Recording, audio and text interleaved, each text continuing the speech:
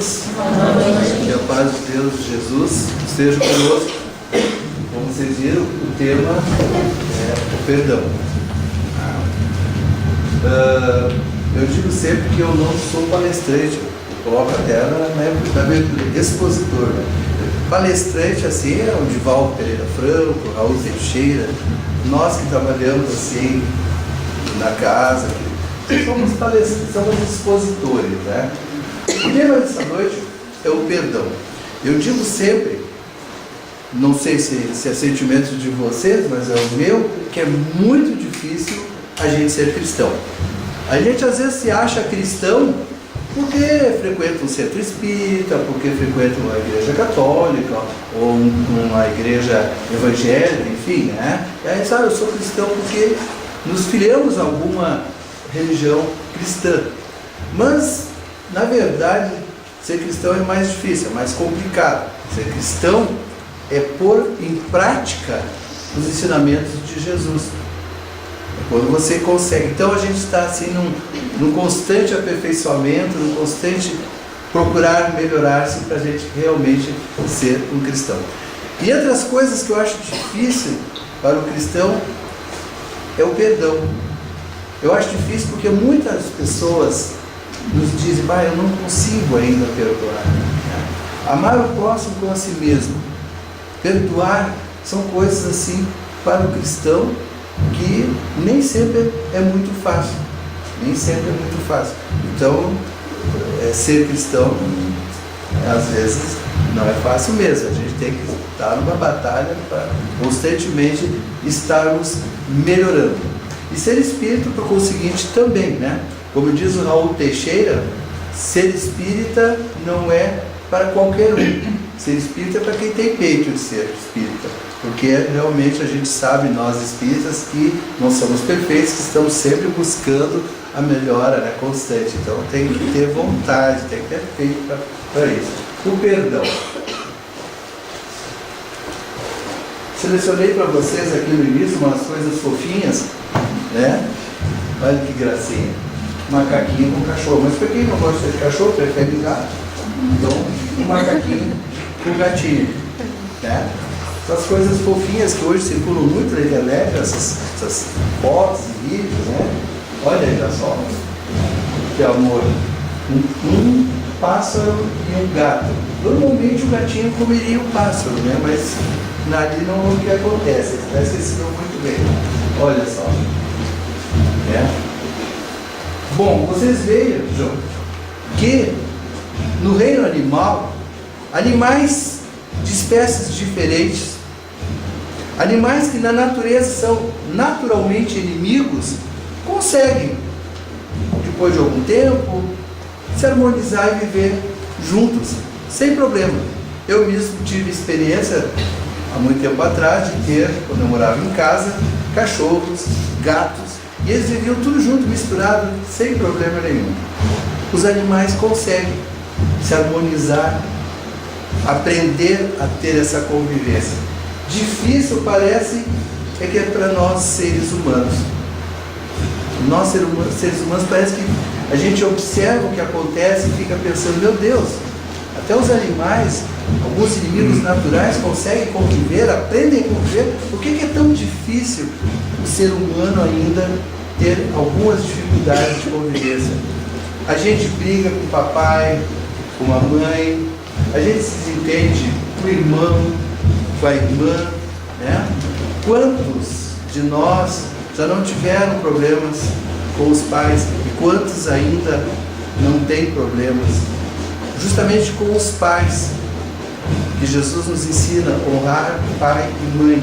E muitas vezes chega um Natal, chega o 1º do ano e os pais não têm a convivência com alguns filhos porque tem atritos entre eles. E logo com os pais. A gente deve, no mínimo, ou no máximo, se vocês quiserem assim, a vida que nos permite estar neste mundo passando pelos aprendizados necessários. E por pior que sejam os nossos pais, eles são os pais que nós merecemos ter. Foram os pais que foram nos designados e em função de uma série de coisas que a gente fez em vidas passadas e que agora a gente vai ter que resgatar, se harmonizar, recompensar, enfim. Vocês sabem, lei de causa e efeito. Nós nos entendemos com irmãos, com parentes e tudo mais. Nos entendemos às vezes também com a esposa, com o esposo, né? Às vezes tem uma dificuldade nessas relações todas, né? Isso aí não é recomendado que se faça, né? E dormir sem fazer a famosa DR, né? Sem discutir a relação. Resolva o problema antes, depois você vai dormir, né? E eu digo brincando, vai lá, vai dormir de conchinha, tudo bom, tudo resolvido, numa boa. Isso é por preço que eu vou ter. Mas por que todas essas coisas acontecem, né? Guerras. Por que guerras? Destruição que traz tragédia, dramas imensos, sem contar, a gente vê toda hora crianças, vítimas, enfim, tudo quanto é tipo de sofrimento. Por que isso aí acontece?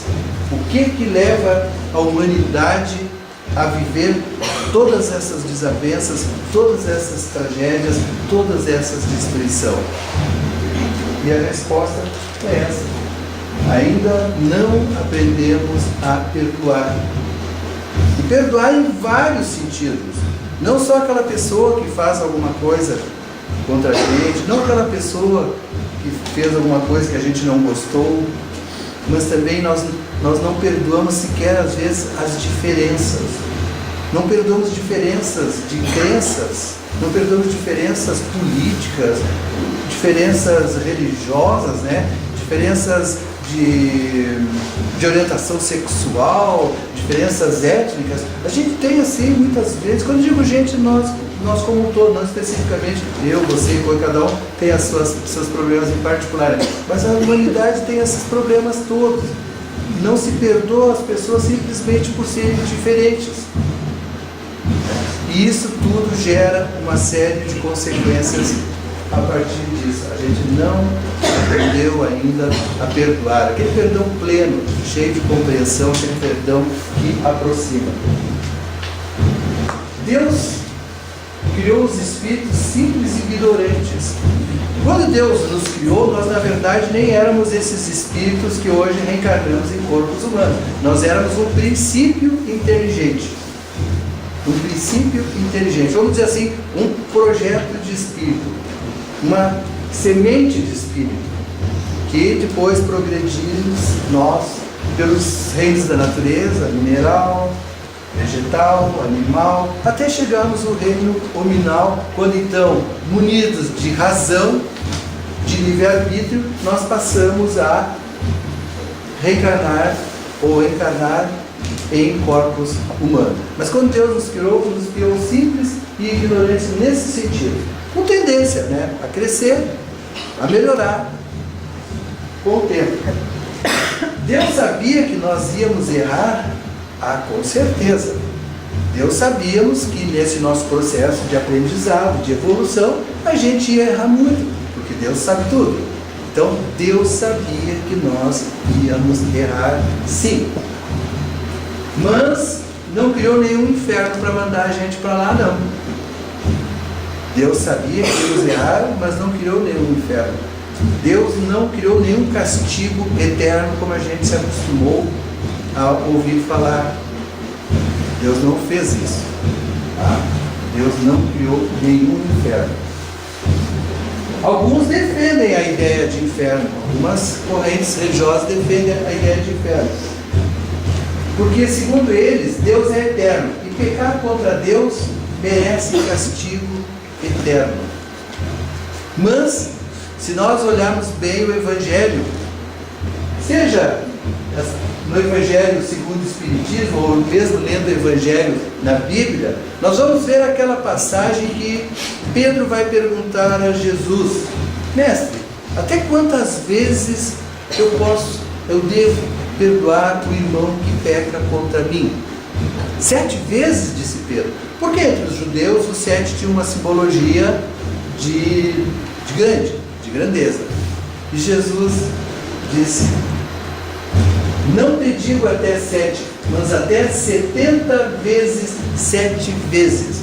O que na linguagem de então significa sempre. Alguns acham que é 490 vezes cada um dos nossos erros. Mas na verdade, né, dentro do entendimento daquela época, significa sempre. Então a resposta que Jesus deu é que nós devemos perdoar sempre. Bom, alguns podem questionar, mas então podemos pecar ou errar sempre, que não vai ter problema, nós vamos sempre ser perdoados? Sim, sim, Deus perdoa sempre, mas como todo Pai, e como o próprio Jesus mostrou ao longo da sua estada aqui entre nós, na sua pregação, perdoa, mas quer que a gente se volte para o certo, não volte a errar mais. Perdoa, mas quer que a gente repare aquilo que a gente fez de errado. Por isso, nós temos as reencarnações. Tivemos vidas passadas, temos essa existência agora e teremos outras existências futuramente, com certeza, até que a gente atinja um estado de superioridade espiritual. Então, Deus nos perdoa, mas quer que a gente repare os erros, se arrependa e repare os erros. Se nós não fizermos ainda nessa existência a correção dos nossos erros, haveremos de fazer com toda certeza numa existência posterior. Só para lembrar que quando a gente reencarna, a gente pode vir como homem, como mulher, branco, negro, asiático, né? A gente vai reencarnar de acordo com as nossas necessidades. Todos nós haveremos de passar pela experiência de estarmos, nós espíritos, ora num corpo masculino, ora num corpo feminino. Então não adianta ter nenhum tipo de preconceito, coisa. Nós vamos ter que passar por essas experiências, sim, são necessárias. O que é perdoar? Bom, Paulo de Tarso tem uma definição: o perdão verdadeiro, o perdão cristão, é o que lança um véu sobre o passado. Então, no entender de Paulo, o perdão de verdade é aquele que a pessoa perdoa e esquece. Não volta mais ao assunto, não guarda dentro de si nenhum resquício, nenhum melindre contra aquele que nos fez alguma coisa. Esse é o perdão que Paulo descreve. Existe treinamento para o perdão? Existe. A gente treina tudo, né? A gente treina várias coisas. O treinamento do perdão também existe, que é nos colocarmos no lugar do outro. Muitas vezes a pessoa nos ofende, nos faz alguma coisa, né, e a gente fica magoado com aquilo e tal, a gente julga, a gente faz conceitos sobre a outra pessoa, nem sempre muito bons, mas nos coloquemos no lugar da pessoa. Por que ela fez aquilo? Quais são as motivações? Em que momento ela estava para agir daquela forma? Qual é o conhecimento que nós temos a respeito das motivações que aquela pessoa teve? Nos coloquemos no lugar da pessoa. Que tratamento eu gostaria que eu, se tivesse agido daquela maneira, se as pessoas tivessem para comigo? Qual é o tratamento que eu gostaria de ter? Então, um bom treinamento para que a gente compreenda e perdoe é nos colocarmos sempre no lugar do outro, entendermos as razões de por que os outros agiram como agiram. Perdoar é, vocês lembram de uma série bem antiga, né? Agora a maioria aqui todos são bem jovens, não se lembram, mas tinha uma série antiga que se Perdoar é. Tinha umas figurinhas que vinham lá com uma definição, né? O Espírito Remédio, no livro Os Prazeres da Alma, ele traz algumas colocações bem interessantes. Para ele, o julgamento precipitado pode vir a ser o fracasso da compreensão, porque perdoar é, acima de tudo, a habilidade de compreender dificuldades. Aquilo de que nós falamos, do treinamento do perdão. A habilidade de compreender as dificuldades do próximo. Então, quando você tem essa habilidade de compreender os porquês, você tem mais facilidade, é claro, para o perdão. No mesmo livro ainda, se Deus nos ama e nos aceita como somos hoje, por que haveríamos de tomar uma atitude contrária à postura divina? Ora, é divino perdoar. Deus perdoa sempre. Por que nós não vamos perdoar sempre? Porque nós vamos ter uma postura contrária à de Deus. Não tem lógica que, se nós que dizemos amar a Deus, não procurarmos ter uma conduta como Deus. Se Deus nos perdoa sempre com todos os defeitos que a gente tem, aqueles que todo mundo vê, fora aqueles que ninguém sabe, né? Como é que nós não vamos amar e perdoar o outro também? Então, não perdoar é uma postura contrária a Deus, contrária à característica de Deus, de que perdoa sempre a todos nós. Então nós temos que buscar essa semelhança com o Pai, né? Buscando seguir uma atitude de acordo com a postura de Deus. Deus sempre perdoa.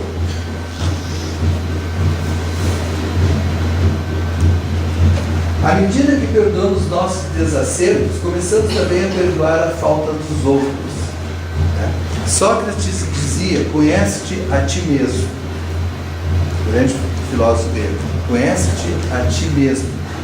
Quando nós passamos a nos conhecer melhor, nós vamos conhecer melhor os nossos erros, os nossos defeitos e também as nossas qualidades. E quando nós compreendermos isso, nós vamos ter mais facilidade de compreender e entender também o próximo. Mas uma coisa é fundamental: eu digo sempre que a gente não pode dar aquilo que não tem. Ninguém pode dar aquilo que não tem. Eu gostaria de ter bastante recursos materiais, quem sabe, dinheiro para fazer uma série de coisas, para ajudar uma série de pessoas, de entidades, mas eu não tenho. Tá? Então vou ter que pensar de outra maneira. Gostaria de fazer uma série de coisas, mas eu não tenho os recursos, então eu não posso fazer. Vou ter que fazer outras coisas que estejam ao meu alcance. Eu não posso amar uma pessoa se eu não me amo. Se você não se ama, você não tem a experiência para amar outra pessoa. Da mesma forma, o perdão. Se você não se perdoa também, se você não se entende, não se perdoa, não tem o entendimento que ainda estamos em processo evolutivo, ainda cometemos erros, você fica difícil você perdoar o outro. Imagina uma pessoa que não se perdoa a si mesmo, como é que vai perdoar os outros? Então é complicado. Então a gente tem que perdoar também os nossos desacertos, buscando consertá-los, não repetirmos mais, para que essa experiência torne mais fácil para nós aceitar os desacertos dos outros, perdoar os desacertos dos outros também. Pedido de perdão. Olha, quando alguém nos pede perdão, pressupõe-se que quando alguém pede perdão é porque reconheceu o seu erro e solicita reconciliação pelo ato pensado e pelo comportamento equivocado. Então, se a pessoa quer se reconciliar conosco, vamos nos reconciliar com ela. Qual é o problema? A pessoa está reconhecendo que errou, está pedindo perdão, está pedindo desculpa, e olha que muitas vezes nem foi ela a causadora do problema. Olha que muitas vezes nem é ela que merece ser perdoada. Às vezes o problema foi conosco, fomos nós os causadores do problema. Então, quando alguém vem pedir reconciliação, reconcilia-te, né? Maneiras de desculpar ou de perdoar. Existem duas maneiras fundamentais. Eu sempre digo assim, quando a gente tem horas assim, em qualquer atividade que a gente esteja, a gente vai precisar tratar de assuntos assim um pouco chatos, um pouco constrangedores até, né, com alguém. Mas tem maneiras e maneiras de se fazer isso. Tá? Para perdoar ou para desculpar também tem maneiras e maneiras de se fazer isso. Uma maneira é a desculpa ou perdão social. O que é o perdão ou a desculpa social? É quando as palavras atravessam as barreiras da boca de forma impensada. Ou seja, quando as palavras saem da boca, não passam pelo coração, não passam pelo sentimento. A pessoa perdoa ou desculpa, muitas vezes não é uma coisa sincera. Ela perdoa por razões que às vezes pode nos fugir a causa. A pessoa vai, se dirige a alguém: fulano, eu quero pedir desculpa, quero te pedir perdão pelo que eu fiz ontem, coisa e tal. Aí o outro dá uma olhada ao redor, vê se a galera toda está olhando, né? Está todo mundo olhando, então, não, que isso, não precisa pedir desculpa, eu até nem me lembro mais. Mas na verdade ela está querendo fazer uma demonstração de como é superior, como é magnânimo, como perdoa, né? Não é uma coisa sincera. Esse é o perdão social, perdão da boca para fora, não passa pelo sentimento, não passa pelo coração, não é uma coisa realmente verdadeira. E o outro é a desculpa ou perdão conscientizado. O que é isso? Quando as palavras saem do coração conscientizado da alma verdadeira. É o perdão de verdade, é aquele que a pessoa perdoa de verdade, se alegra com isso, se alegra com a reconciliação. É um sentimento verdadeiro. Esse é o perdão que a gente espera de alguém que se diz cristão. Um sentimento verdadeiro de perdoar, sem restrições de espécie alguma. Esse é o perdão que a gente espera. Lá em Lucas, no capítulo 6, versículo 45, Jesus diz: o homem bom, do bom tesouro do seu coração, tira o bem. O perdão é um bem. O perdão é uma coisa boa. E o nosso coração? Como é que está o nosso tesouro? Tem esse bem já lá? Esse bem chamado perdão? Essa coisa valiosa chamada perdão? Como é que está o nosso coração? Jesus nos alerta: o homem bom, do bom tesouro do seu coração, tira o bem. Não há dúvida nenhuma que o perdão é um bem. Nós já temos esse bem precioso. Nós podemos nos questionar a respeito disso, né? Allan Kardec, no Livro dos Espíritos, na questão 887, questionou os espíritos da codificação sobre isso. Disse Jesus também: amai mesmo vossos inimigos. Ora, o amor por nossos inimigos não é contrário às nossas tendências naturais, e a inimizade não provém da ausência de simpatia entre espíritos? Perguntou Kardec. Claro, né? Muitas vezes simpatias e antipatias por um espírito que está próximo a nós, reencarnado, frequentemente vem de vidas passadas, né? De relações de vidas passadas, tá?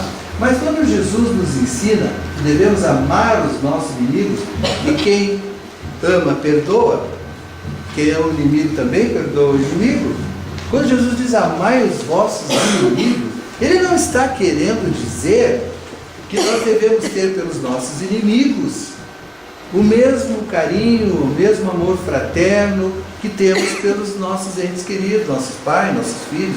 Isso aí não quer dizer absolutamente que devemos ter o mesmo relacionamento fraternal que temos com os nossos entes queridos. Jesus quer dizer que, se ainda não é possível que nós tenhamos com eles esse tipo de relacionamento, não busquemos nós odiá-los, não busquemos prejudicá-los, fazendo alguma coisa que de alguma forma possa trazer prejuízos a eles.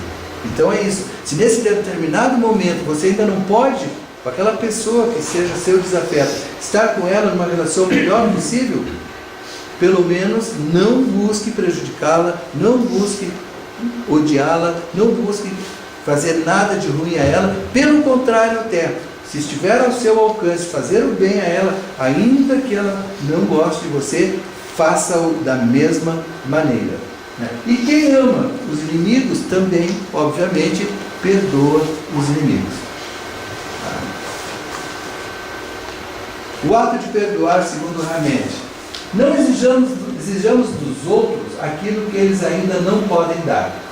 O ato de perdoar ou de desculpar verdadeiramente requer amadurecimento e crescimento espiritual e, por consequência, um certo grau de desenvolvimento evolutivo, né? Então, meus irmãos, se a gente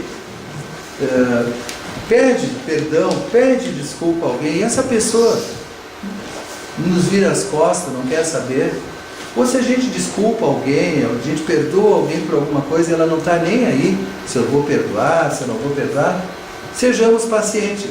A gente não pode exigir de todas as pessoas certos comportamentos, porque todos nós estamos em graus diferentes de evolução. Então algumas pessoas não estão preparadas para desculpar, para perdoar, da mesma maneira que não estão nem preparadas às vezes para serem perdoadas ou desculpadas. Então a gente tem que ter essa compreensão, tá? Porque para que essas coisas aconteçam corretamente, perdoar ou ser perdoado, tem que ter um certo crescimento espiritual. Isso faz parte do nosso processo evolutivo. Então tenhamos paciência com aqueles irmãos que não querem nos perdoar, não querem nos desculpar, e com aqueles que nós perdoamos, nós desculpamos, tenhamos também paciência se eles ainda não compreendem esse nosso ato. Na questão 999, Kardec questionou os espíritos da codificação. O arrependimento sincero durante a vida basta para pagar as faltas e encontrar graças diante de Deus? Como a gente falou lá no início, Deus perdoa sempre, né? Mas só nos arrependermos dos nossos erros não é o suficiente. O arrependimento, podemos dizer, é um primeiro passo.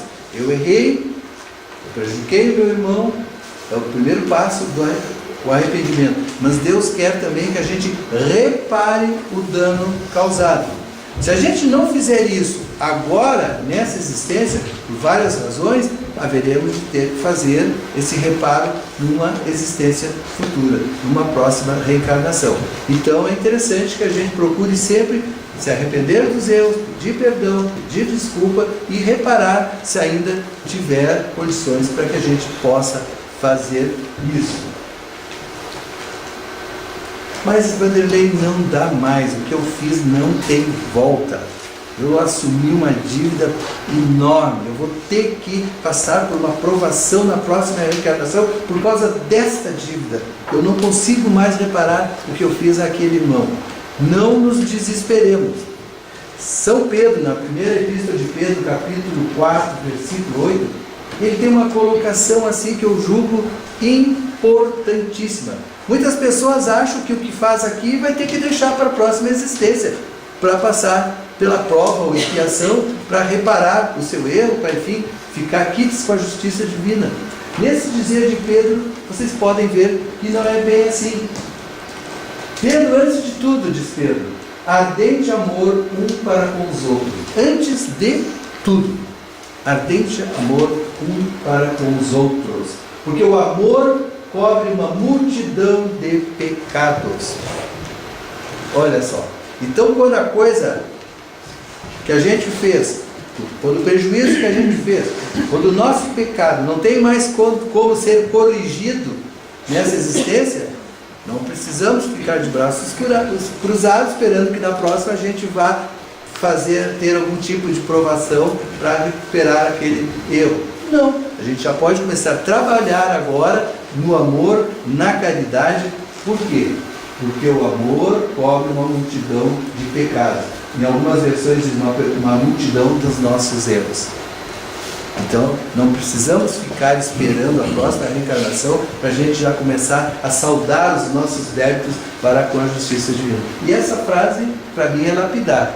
Ela dá, assim, né, ela antecede o nosso trabalho de melhora. Ela nos diz, não precisa melhorar só na prova, pode começar a melhorar agora. E quem ama o próximo, como eu falei já várias vezes, perdoa. Perdoa. Porque o ato de perdoar é um ato de caridade, é um ato de amor. A Bárbara Eleodora é uma crítica teatral. Ela desencarnou, acho, não sei bem se foi no início deste ano, não faz muito tempo. Ela tem uma frase que diz: se uma pessoa faz uma coisa que está toda errada e você, para ser bonzinho, diz que é bonito, ela vai piorar cada vez mais. Quer dizer, a pessoa errou, fez a coisa totalmente errada, totalmente fora dos eixos. Aí você, não, que nada, isso aí, você deixa assim mesmo, tal. Ela vai continuar, né? E vai piorar. O Papa João Paulo II, hoje, segundo a Igreja Católica, São João Paulo II, né? Ele disse uma frase uma vez, numa visita a um país, eu guardei. Ele disse que nós devemos odiar o pecado, mas amar o pecador. Ou seja, o erro você condena. Se não é uma coisa certa, você não vai concordar nunca para ser bonzinho. Mas o pecador, o que errou, você ama. Você ama. Tá? Então é isso. A gente não deve ser conivente com os erros. Os erros a gente tem que buscar, junto à pessoa que errou, melhorar. Olha o que Jesus dizia: eu não te condeno, vai e não peques mais. Né? Era o que Jesus dizia, bastante vezes repetido no Evangelho. O que errava, ele perdoava, mas o erro não. Vai e não peques mais, vai e não repita essa mesma coisa. Então, o pecador, o que errou, a gente perdoa, o erro não. Famoso encontro de Jesus com aquela turma que queria apedrejar a mulher adúltera, né? Lembra, né? O que Jesus disse? Mesma coisa. Aquele que dentro de vós estiver sem pecado, atire a primeira pedra. E depois disse a ela: eu também, nem que vocês não te condenaram, eu também não te condeno. Vai, não peques mais. Ou seja, a adúltera lhe perdoou, mas o ato dela não. Vai e não peques mais. Ser perdoado exige mudança de atitude.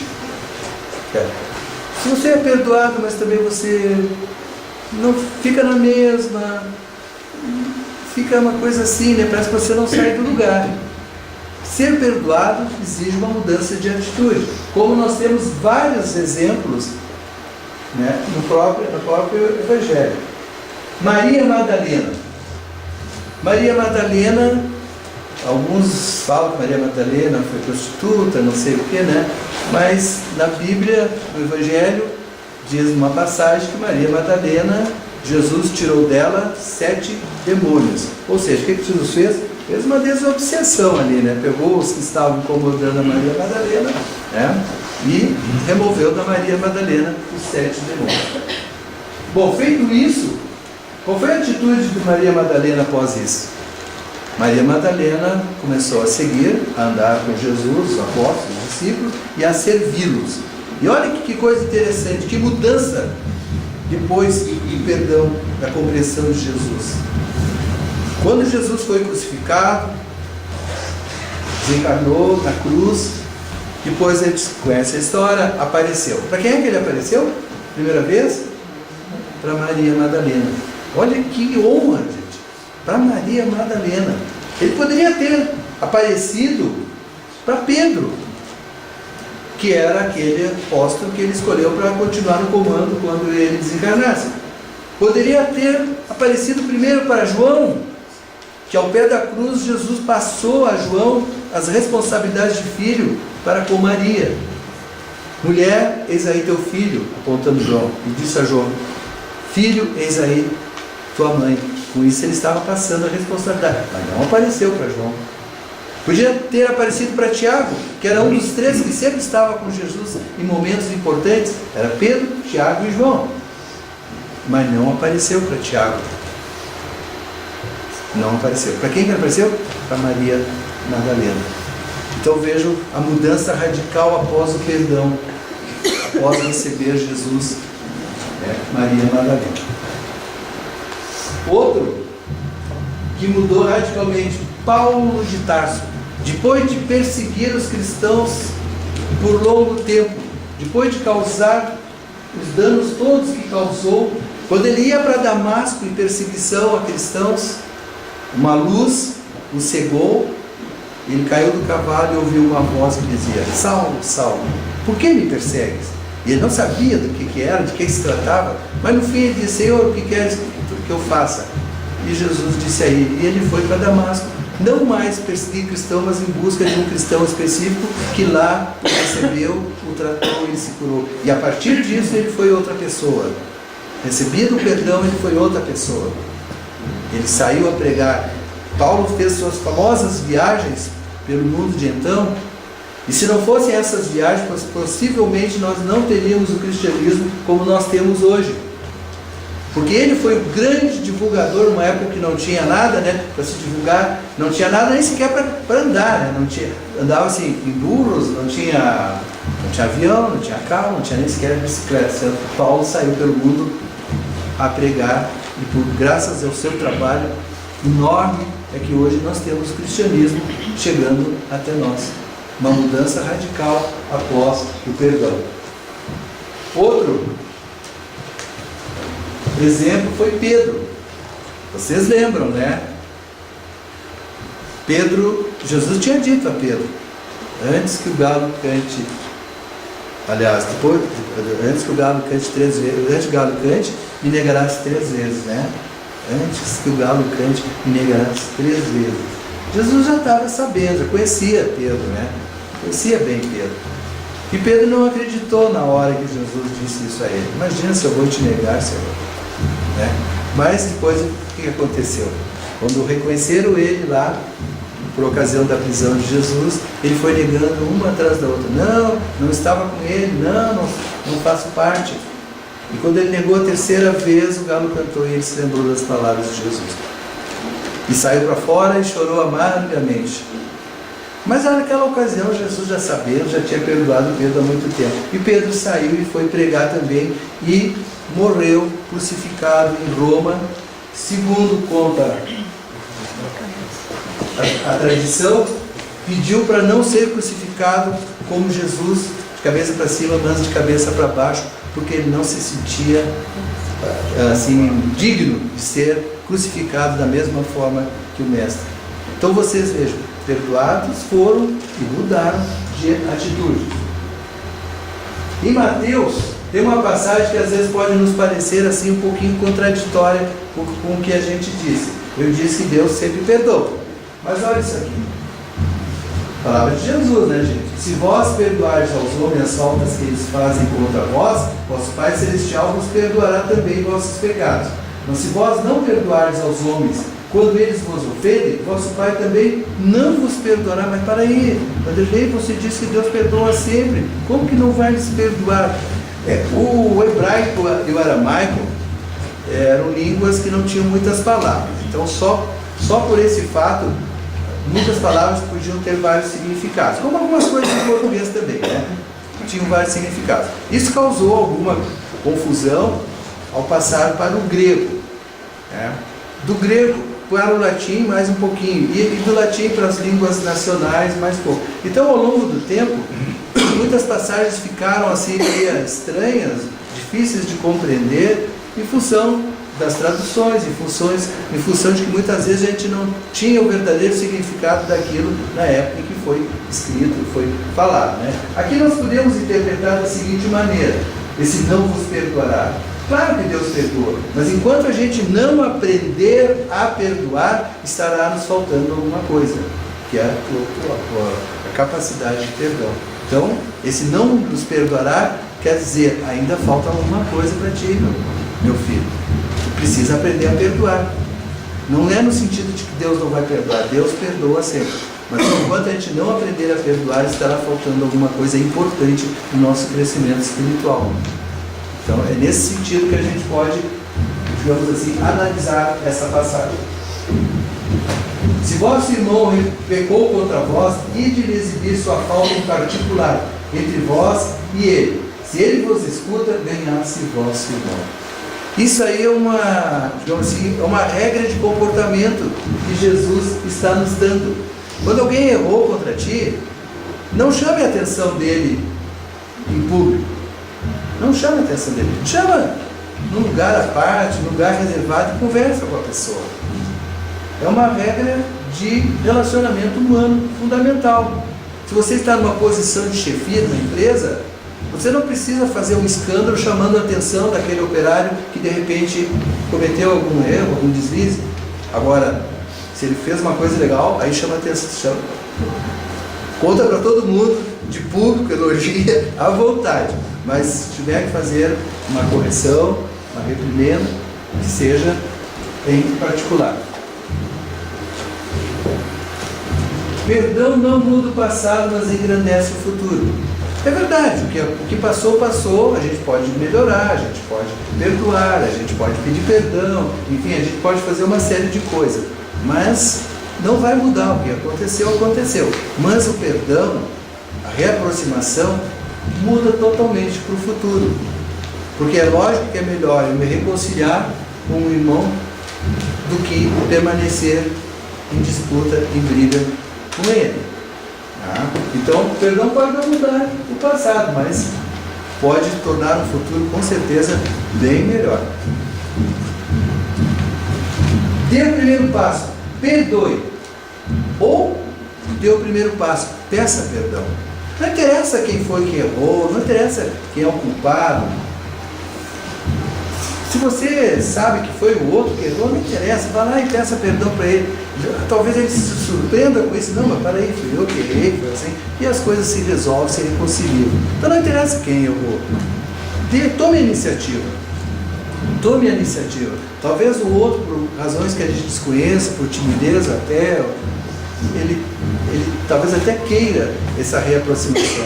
Então, sejamos decididos nessa hora, sejamos fortes, corajosos, sejamos nós a dar o primeiro passo, ou para perdoar, ou para pedir perdão.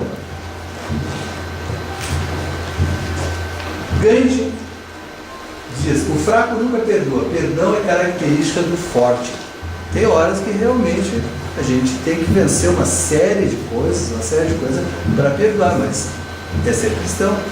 Então nós temos que ser fortes, nós temos que perdoar. Os fracos nunca perdoam, os fracos permanecem em discórdia. A prática do perdão é nossa mais importante contribuição para a cura do mundo. A prática do perdão é nossa mais importante contribuição para a cura do mundo. Curar o que é desse mundo? O que a gente precisa hoje nesse mundo? Paz, né? Paz. Eu não sei se você sabe, a televisão fala do conflito da Síria, do Afeganistão e outros assim, né? Mas existem dezenas de conflitos hoje no mundo. Só não tem a dimensão tal que interesse à televisão ou aos meios de comunicação. Mas existem muitos conflitos, desde os conflitos entre países a conflitos étnicos dentro do mesmo país, entre tribos, entre grupos étnicos diferentes. Existem muitos conflitos. Então, quando a gente aprender a perdoar, como eu falei lá no início, as diferenças, sejam elas de que tipo forem, a gente vai estar contribuindo para a cura do mundo, para a paz do mundo. O perdão é uma porta de muitas curas físicas. Quem disse isso foi o padre Paulo Ricardo, que eu não conheço muito a respeito. O perdão é uma porta de muitas curas físicas. Isso você já sabe, né? É uma coisa que está sendo muito divulgada. Toda vez que a gente guarda para nós uma mágoa, um rancor, um ódio, a nossa chance de adoecer ou de nos curarmos, se estivermos doentes, nossa chance de adoecer aumenta e a chance de curar diminui. Porque todos os males do corpo passam de alguma forma pelo espírito. Então, quando o espírito, nós que habitamos os corpos físicos, estamos lá perturbados, com ódio, com rancor, isso muda totalmente o nosso corpo físico também. O nosso corpo físico passa a sofrer essa influência negativa, daí podendo advir muitas doenças, daí podendo ser difícil o processo de cura também em muitas doenças. Eu tenho um livro, eu não me recordo agora o nome para dizer para vocês, ele conta a história de uma executiva de uma grande empresa. Ela trabalhava num departamento de uma grande empresa, ganhava um bom salário, e foi colocada lá uma menina para ela passar o serviço para ela, explicar como é que funcionava aquele departamento. E ela treinou aquela menina. Quando a menina estava bem treinada, o que fizeram? Demitiram ela, que ganhava um baita salário, e admitiram a menina no lugar dela, que o salário era menor. Agora vocês imaginam o sentimento que ela ficou. Ela ficou com ódio da empresa, do chefe, de todo mundo, porque ela perdeu um grande tempo, se dedicou a ensinar, e eles passaram uma rasteira nela. Resultado, ela desenvolveu um câncer. E assim ela ficou com um tratamento difícil, com resultados muito poucos, né? Até que um dia, em conversa com alguém que tinha algum conhecimento espiritual, ela descobriu que aquele sentimento que ela levava nela, espírito, não fazia bem ao corpo, que ela devia procurar perdoar a todos e, com isso, buscar sair daquela situação. E foi o que ela fez. Ela fez um esforço, mas saiu daquela situação de ódio, de rancor contra a empresa, contra a menina, contra todo mundo. Quando ela conseguiu isso sinceramente, de verdade, o tratamento dela passou a surtir mais efeito e ela ficou curada. Então, perdão é uma porta de muitas curas físicas, mas o ódio também, ao contrário, pode ser a porta para muitos problemas de saúde. Nelson Mandela, vocês conhecem esse senhor, né? A África do Sul era um país dominado por minoria branca, né? Tinha o apartheid, que separava brancos e negros. E nessa luta contra o apartheid, Mandela foi preso. E ele ficou preso por 27 anos. Incomunicável lá, isolado, 27 anos. Vocês imaginam 27 anos, alguns de vocês nem têm 27 anos aqui, né? Vocês imaginam 27 anos de uma vida, né? De uma vida, no período mais produtivo do ser humano, ele ficou preso por causa da luta dele contra a segregação racial. Até que teve uma época que pressões de todos os tipos pelo mundo afora, ele foi libertado. Ele foi libertado. Bom, quem assistiu o filme Invictus, viu que era um campeonato mundial de rugby realizando-se na África do Sul. E ele era presidente na época. O rugby era um esporte de brancos. Por quê? Porque os negros nas tribos, nas aldeias não jogavam o rugby. Quem jogava eram os brancos, europeus. Mas ele aproveitou aquele campeonato que se realizava na África para aproximar os brancos dos negros. Embora os negros não entendessem lá muito de rugby. Bom, a coisa funcionou a tal ponto que a África, o time africano chegou à final. E até venceu a final. Mas o time africano chegou à final. Na véspera, no filme mostra a cena em que na véspera do jogo, do grande jogo, o capitão da equipe sul-africana está olhando pela janela, pensativo, e a esposa se aproxima dele e diz para ele, preocupado com o jogo de amanhã, disse, não, o jogo de amanhã já está decidido, não dá mais tempo de treinar, de melhorar, né? E amanhã vai ser o que tiver que ser, né? Eu estou pensando, como é que pode uma pessoa ficar quase 30 anos presa por uma perseguição, né, por uma coisa injusta, e ao sair, perdoar aqueles que o prenderam, perdoar aqueles que o perseguiram. E ele fez isso. E eu vi a explicação dele numa entrevista. Ele disse que quando ele saía da prisão, ele resolveu, vou esquecer tudo isso, vou perdoar a todos que me perseguiram, que me prenderam, enfim, porque se eu não fizer isso, eu vou continuar preso.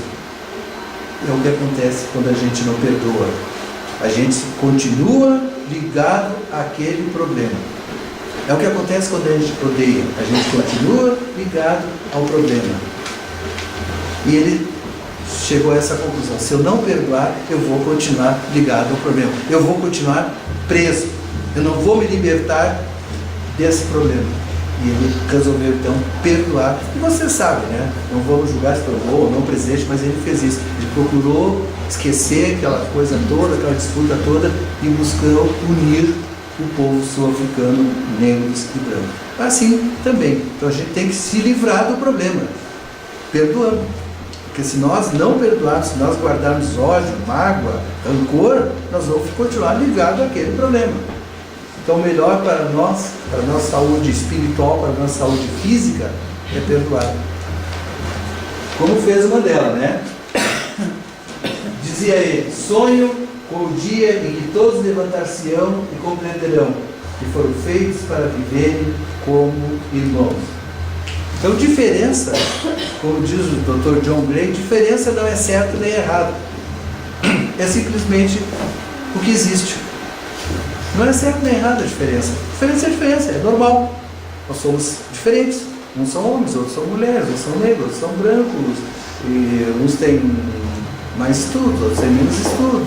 Enfim, nós estamos de vários graus de evolução espiritual. A gente podia fazer uma lista infindável de diferenças. A diferença não é certa nem errada, a diferença é simplesmente o que existe, é uma coisa normal, e a gente tem que aprender a conviver com isso. Então nós não podemos odiar, não perdoar a pessoa simplesmente pelo fato dela ser diferente. Parecemos animais quando matamos, parecemos homens quando julgamos, e parecemos Deus quando perdoamos. Porque o perdão é de Deus. Deus perdoa sempre. Deus é amor. E quem ama, perdoa. Bem, meus irmãos, era isso que eu queria transmitir a vocês. Espero não ter cansado muito. Né? E vamos então fazer a nossa prece de encerramento dessa nossa atividade agora. Convido a todos para que elevemos os nossos pensamentos a Deus, nosso Pai, de infinito amor, bondade, justiça, a Jesus, nosso Mestre e Irmão. Vamos agradecer a Deus por essa oportunidade de podermos estar aqui reunidos fraternalmente. Vamos agradecer a Deus pelo dom da vida, que nos permite estarmos nessa terra, nessa escola, passando pelas provações, pelos aprendizados necessários. Vamos agradecer a Deus por tudo que já temos dessa existência, família, amigos, empregos, estudo, tanta coisa que muitas vezes nós esquecemos de agradecer. Vamos agradecer a Deus nesse momento também. Vamos também nesse momento fazer as nossas rogativas, nossos pedidos ao Pai, por nós mesmos ou por aqueles cujos nomes estão nas nossas mentes, nos nossos corações, encarnados ou desencarnados. Não vamos pedir a Deus que nos tire da provação, pois ela é necessária ao nosso crescimento, mas vamos pedir o apoio que sempre teremos, com certeza, para vencermos todas elas. Vamos pedir a Jesus que nos envie seus mensageiros, espíritos amigos, espíritos de luz, a nos ampararem, para que no nosso dia a dia possamos ser pessoas cada vez melhores, para que no nosso dia a dia possamos pôr cada vez mais em prática os seus ensinamentos, para que assim nós possamos ser merecedores das graças que buscamos. Oramos nesse momento pelos irmãos que estão no hospital ou em casa, passando por dificuldades com a doença, em seus leitos de dor. Vamos orar por aqueles irmãos que estão no presídio, pagando seus erros para com a sociedade, pelos irmãos que estão no orfanato, no asilo, por aqueles irmãos que hoje passam pelo drama que é o desemprego. Que todos possam contar e haverão de contar certamente com a ajuda dos bons espíritos para vencerem todas essas provações. Oramos, Pai, por essa casa que nos ampara, que nos recebe fraternalmente. Pedimos que ela continue sempre aberta, recebendo todos aqueles que aqui vêm, melhorando sempre esse atendimento. E que nós mesmos, ao voltarmos para nossas casas, possamos voltar melhores, mais felizes do que quando lá saímos, possamos voltar mais fortes. Que esses momentos de paz, de harmonia que podemos viver hoje nessa casa, nos acompanhem sempre por onde andarmos, no lar e fora dele. Que assim seja.